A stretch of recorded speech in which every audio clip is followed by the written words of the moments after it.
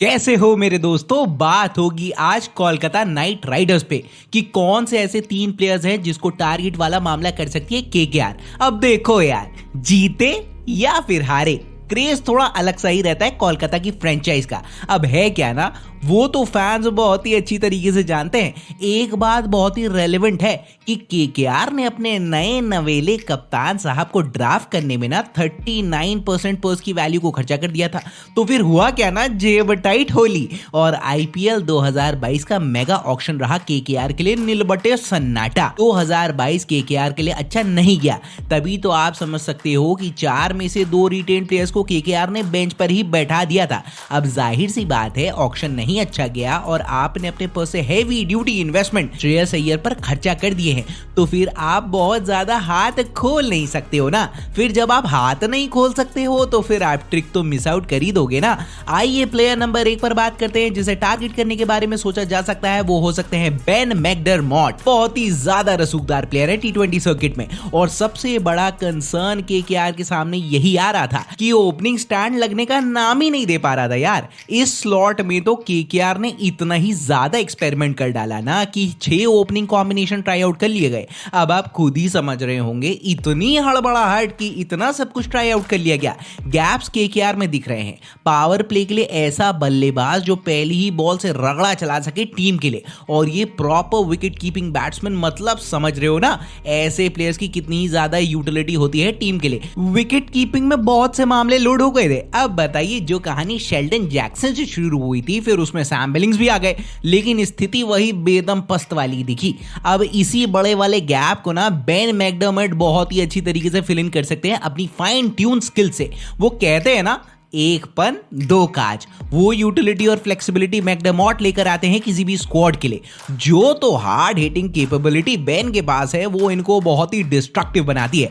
और जिस तरीके से बेन पावर प्ले के ओवर्स में फुल गन्स ब्लेज करके रन्स बनाते हैं, वो किसी भी प्लेइंग 11 में बेन मैकडरमॉट को स्थान देता है। फिर विकेट्स के पीछे वाला मामला भी काम आ जाता है। बेन बहुत ही अच्छी तरीके से केकेआर के लिए काम कर सकते हैं। 74 मैचेस में बिग बैश लीग की बेन अपीयरेंस दे चुके हैं और उसमें से बेन के नाम पर 2139 रन स्कोर है, वो भी 36.88 के एवरेज से। और फिर जो स्ट्राइक रेट मैकडरमॉट का आता है ना, वो होता है 138.9 का, जो बहुत से लोगों को इंप्रेस तो देखो करता ही है। 2021 में तो अलग ही लेवल का जलवा और बलवा काट दिया था बेन ने बीबीएल में, जहां पर इन्होंने back to back century score की थी, वो भी विनिंग कॉज में।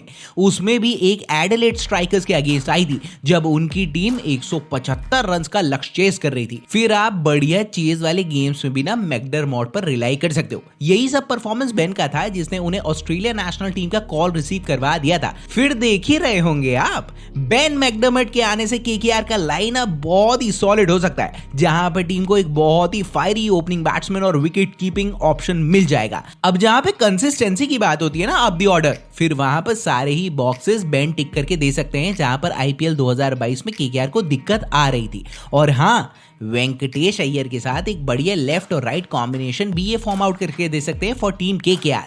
आपका क्या मानना है? प्लेयर नंबर 2 बहुत ही हॉट डिमांड प्लेयर रहेंगे इन टर्म्स ऑफ प्रोडक्टिविटी, और बहुत सी टीम्स इनको ड्राफ्ट करने के बारे में सोचेंगी, और वो हो सकते हैं एडम जैम्पा। आपको तो पता है ना दोस्तों, लेग स्पिन टी20 फॉर्मेट में क्या तो इफेक्टिव रहती है, और एडम जैम्पा से बढ़िया कैंडिडेट कोई हो नहीं सकता है इस रोल को फिल इन करने के लिए। फिर लेग स्पिन का सॉर्टेड मामला होता है, और मिडिल ओवर्स कितने ही ज्यादा क्रूशियल होते हैं विकेट्स को निकालने के लिए और प्रेशर को माउंट करने के लिए। उसमें आपको सीजन्ड कैंपेनर की जरूरत तो देखो होती ही है। केकेआर को थोड़ा सा कॉन्फिडेंस ज्यादा हो गया था कि केकेआर ने फुल टाइम स्पिनर के लिए बिड ही नहीं किया था। सुनील नारायण और वरुण चक्रवर्ती के साथ मैदान में केकेआर उतरी, तो वहां पर डिलीवरी उस तरीके की आई नहीं। सुनील नारायण बहुत ही प्रोडक्टिव प्लेयर है और उन्होंने इकोनॉमिकल स्पेल्स भी बहुत अच्छी तरीके से डाले, लेकिन शायद वरुण का ना चलना ये मूव केकेआर पर बैकफायर हो गया, क्योंकि मिडिल ओवर्स में ना विकेट्स निकालकर मैच बनाता है हर टीम, इसके लिए क्लच करती है। करंटली वर्ल्ड नंबर 7 के बॉलर एडम जैम्पा हैं, बहुत ही क्रूशियल हो सकते हैं टीम केकेआर के लिए। जैम्पा का बॉलिंग स्टाइल ना एक ट्रेडिशनल लेग स्पिन बॉलर के ही जैसा है। एग्रेसिव बॉलिंग जैम्पा कराते हैं और बॉल को फ्लाइट देने में हिचकिचाते हैं कोई नहीं, जहां पर फिर उसके बाद पिच से मदद जैम्पा को बहुत मिलती है। बहुत ही हार्ड वर्किंग बॉलर हैं और निर्भीक हैं अपनी बॉलिंग स्टाइल में। हाँ, बीइंग अ लेग स्पिनर उनको शॉट्स पड़ते हैं जो स्टैंड में जाके डिपॉजिट होते हैं, लेकिन वही तो खासियत है ना, वो डरते हैं नहीं यार और लगातार एक चैनल पर पकड़ कर चलते हैं जहां पर बैट्समैन गलती करता है और उसका विकेट लेने में फिर कोई गलती एडम जैम्पा करते हैं नहीं। अब देखो यार, जिस तरीके का ड्रास्टिक बॉलिंग यार वरुण चक्रवर्ती के लिए रहा था ना, वहां पर टीम केकेआर इस बार बहुत ज्यादा रिलाई तो करेगी नहीं उनपे। फिर वहां पर एडम जैम्पा बहुत ही क्रूशल पिक हो सकते हैं टीम केकेआर के लिए। एक मैच विनर बॉलर है एडम जैम्पा, जो किसी भी कैप्टन के लिए गो टू बॉलर होते हैं। जैम्पा को एक्सपीरियंस भी आईपीएल का बहुत बढ़िया है, जहां पर 14 आईपीएल मैचेस में 21 विकेट जैम्पा ने स्कैल्प किए हैं और उनका करियर बेस्ट बॉलिंग फिगर रहा है 19 रन देकर 6 विकेट्स। तो समझ ही रहे होंगे आप, 6 विकेट्स वो भी T20 फॉर्मेट में ना लेना आसान बात होती नहीं है। आईपीएल का एक और रिकॉर्ड जैम्पा के फेवर में जाता है, जहां पर जैम्पा का स्ट्राइक रेट बॉलिंग में बहुत ही बेहतर है और वो हर 13 बॉल्स पर विकेट निकालकर ले जाते हैं। बहुत सा T20 क्रिकेट और फ्रेंचाइज क्रिकेट का एक्सपीरियंस अंडर द बेल्ट है एडम जैम्पा के पास। 7 से 14 ओवर्स वाले फेज में ना इनकी प्रोडक्टिविटी बहुत ही बेहतर हो सकती है केकेआर के लिए, क्योंकि गेम के इसी फेज में बहुत ही अग्रेसिव बॉलिंग जैम्पा कराते हैं और विकेट्स निकाल के टीम के लिए देते हैं। और हाँ, सुनील नारायण और एडम जैम्पा एक मैच विनिंग कॉम्बिनेशन हो सकते हैं, ये दोनों की जोड़ी in terms of winning the competition for team KKR, क्योंकि नारा है कॉर्बो लॉर्बो जीत बोरे का। तो देखो, कमाल तो हो ही सकता है। प्लेयर नंबर 3, ये भी बहुत ही इंपॉर्टेंट चॉइस है और बहुत ही हैंडी हो सकता है टीम के लिए। वो हो सकते हैं कौन? सिकंदर रजा। बहुत ही प्रॉमिसिंग प्लेयर है सिकंदर रजा और बहुत ही जबरदस्त तरीके से इन्होंने अपने गेम को रिवैम्प किया है। अब बहुत से लोग कहेंगे कि एज फैक्टर है रजा के ऊपर, तो नहीं दोस्तों, मैं कहूंगा नहीं है, age is just a number.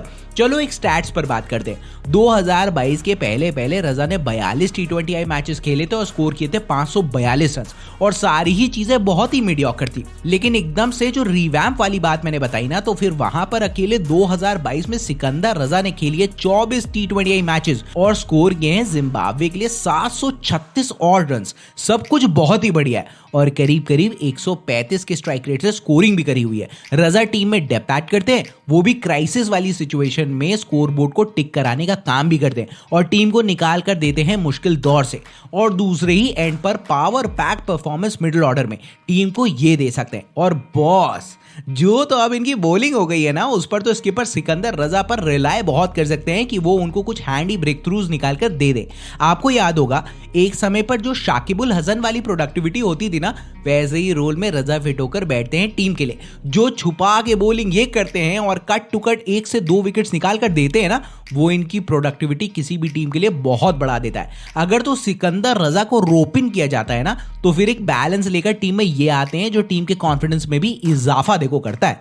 उससे एक बेनिफिट और भी होगा कि आंद्रे रसल भी अपने गेम पर और ज्यादा फोकस कर सकते हैं और रिस्पॉन्सिबिलिटी शेयर हो जाएगी, जिससे कि रसल एकदम अपने नेचुरल अवतार में आकर फुल गन ब्लेज कर सकते हैं। अब देखिए, नए कोच चंद्रकांत पंडित टीम को बनाना बहुत ही अच्छी तरीके से जानते हैं। Player according to the role खेलें, उनका फोकस उन पर ज्यादा रहता है और चंद्रकांत पंडित एक नया टेम्पलेट लेकर चलते हैं जहां पर उनका एक्सपीरियंस बहुत ही अच्छा जाता है न्यू इंडियन अनकैप्ड प्लेयर्स के साथ, और उसमें से ही एक्सट्रैक्शन चंद्रकांत पंडित साहब को बहुत ही अच्छी तरीके से आता है। केकेआर मैनेजमेंट और टीम में थोड़े से कॉन्फ्लिक्ट ऑफ इंटरेस्ट रहते हैं, ये अक्सर सुनने में आता है। तो फिर यहाँ पर Chandrakant Pandit based on his experience मामले को बहुत ही काम तरीके से गो थ्रू कर सकते हैं। अब चैलेंजेस हैं और उस पर किसी और दिन बात हम करेंगे। तो ये थे 3 नाम जो टारगेट हो सकते हैं केकेआर की टीम के लिए बेस्ड ऑन देयर रोल। अब आप भी 3 टारगेटेड प्लेयर्स के नाम बताना, ठीक है? तो ये था फिर आज का मामला।